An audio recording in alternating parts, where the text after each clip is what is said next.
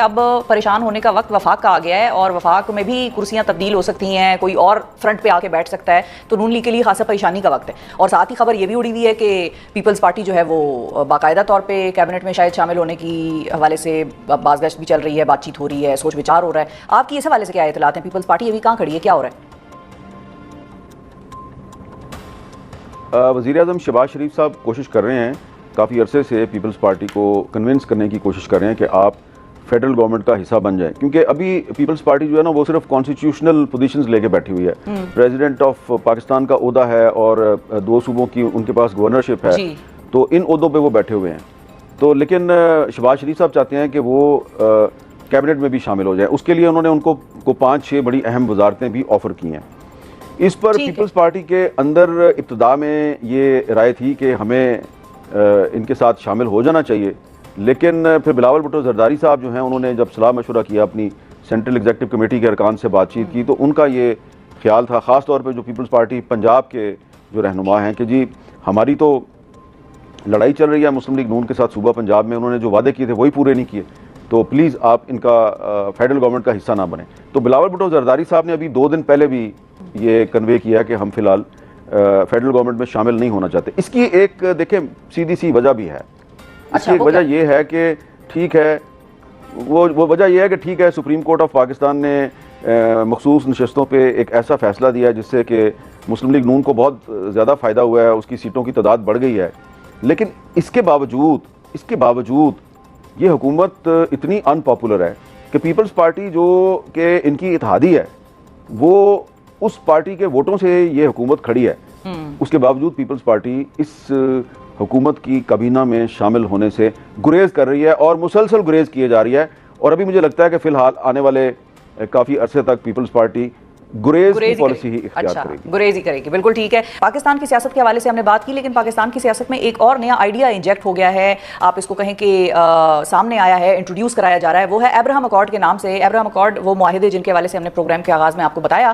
میر صاحب یہ بتائیے کہ یہ ابراہم اکارڈ جو ہے اس کو تسلیم کرنے کے حوالے سے خواجہ آصف صاحب، رانا ثناء اللہ صاحب کے جو اچانک تواتر کے ساتھ بیانات سامنے آ رہے ہیں، اس پر ذرا اگر ہم بات کر لیں، کیا واقعی پاکستان کو اس حوالے سے پریشر آ رہا ہے؟ پاکستان سے یہ تقاضا کیا جا رہا ہے کہ آپ ابراہم اکارڈ کو مان لیں، انہیں پر غور کریں، اور مطلب کہاں سے پریشر آ رہا ہے؟ کیا اس کا سلسلہ چل رہا ہے؟ اس کے حوالے سے آپ کی کیا خبریں؟ دیکھیں یہ ابراہم اکارڈ جو ہے نا، یہ اس وقت یہ بات شروع ہوئی تھی جب ٹرمپ صاحب کا پہلا دور صدارت تھا، جب پہلی دفعہ وہ امریکہ کے صدر تھے، تو اس زمانے میں یہ بات چیت شروع ہوئی تھی۔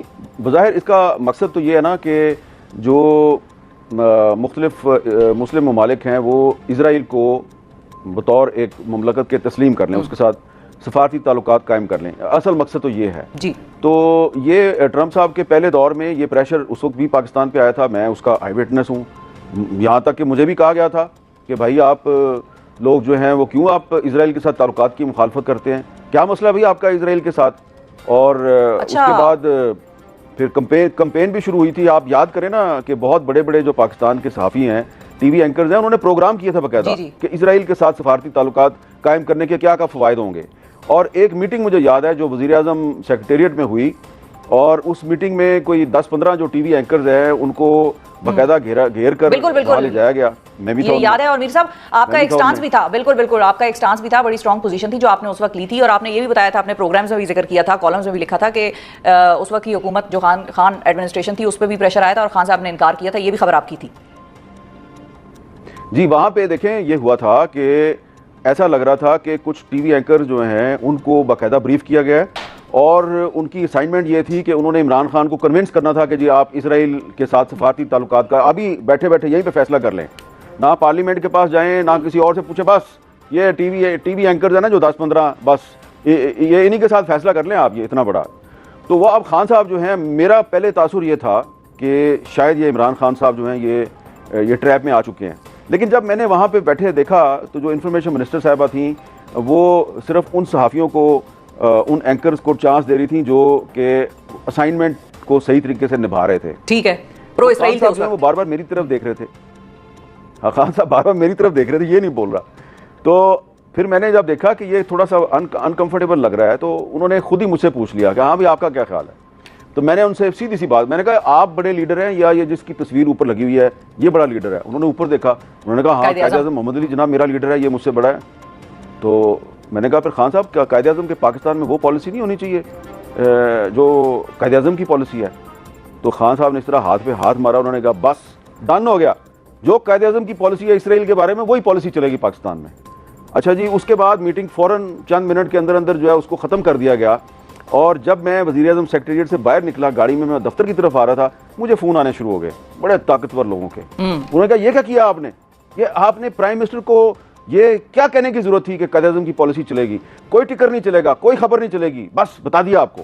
اچھا اب آپ بتائیں کہ محمد میر صاحب جو ہیں ان کا قصور یہ تھا کہ انہوں نے وزیر اعظم پاکستان کو یہ بتایا کہ بانی پاکستان کی اسرائیل کے بارے میں کیا پالیسی ہے. تو اب وہ 2019 تھا 2020 تھا، وہ بات اب ختم ہو گئی ہے. اب 2025 میں آپ نے مجھے سوال کیا ہے ابراہم ایکارڈ کے بارے میں. بالکل، اب میں یہی پوچھنا چاہ رہی ہوں اس ساری کہانی کو سننے کے بعد اور یہ جو واقعہ آپ نے سنایا ہمارے ناظرین کے لیے، اس کے بعد اب میر صاحب سے میرا یہ سوال ہے کہ اب ہاتھ پہ ہاتھ مار کے کون کہے گا کہ بھائی ڈن ہو گیا اور جو قائد اعظم کی پالیسی ہے وہی پاکستان کی پالیسی ہوگی 2025 میں بھی، یا آپ کے تجزیے اور آپ کی جو دوراندیشی آپ کو بتا رہی ہے وہ یہ ہے کہ 2025 میں شاید وہ پالیسی تبدیل ہونے لگ رہی ہے یا ہونے جا رہی ہے؟ یہ اب سوال بنتا ہے. میرا خیال ہے کہ اتنا آسان نہیں ہے. شہباز شریف صاحب اور اسحاق ڈار صاحب جو ہیں وہ اتنی آسانی سے ابراہم ایکارڈ جو ہے اس میں شامل نہیں ہو سکتے. اور جتنا میں جانتا ہوں پاکستان کے عوام کو کہ پاکستان کے عوام بہت سے معاملات پہ جو ہے وہ گھروں میں بیٹھے رہتے ہیں. وہ کہتے ہیں اچھا پٹرول مہنگا ہو گیا، چلو کوئی بات نہیں یار، اچھا گیس بھی مہنگی ہو گئی ہے، او ہو ہر چیز ہی مہنگی ہو گئی ہے تو کوئی بات نہیں، باہر نکلنے کا کیا فائدہ ہے. لیکن یہ کچھ 2-3 معاملات ایسے ہیں، ایک کشمیر ہے اور ایک فلسطین ہے، یہ آپ کی کیمسٹری میں شامل ہیں. دیکھیں یہ جو ابراہم ایکارڈ ہے نا، اس کے حوالے سے ایک میں بڑی ہی امپورٹنٹ ہسٹوریکل چیز آپ کو بتانا چاہتا ہوں. جی، پاکستان کا خواب دیکھا تھا علامہ اقبال نے.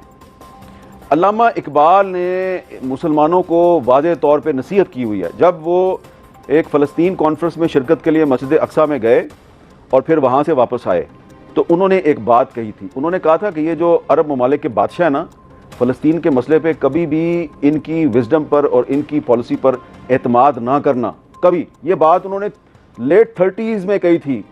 قائد اعظم نے تو بہت بعد میں بات کی نا. علامہ اقبال نے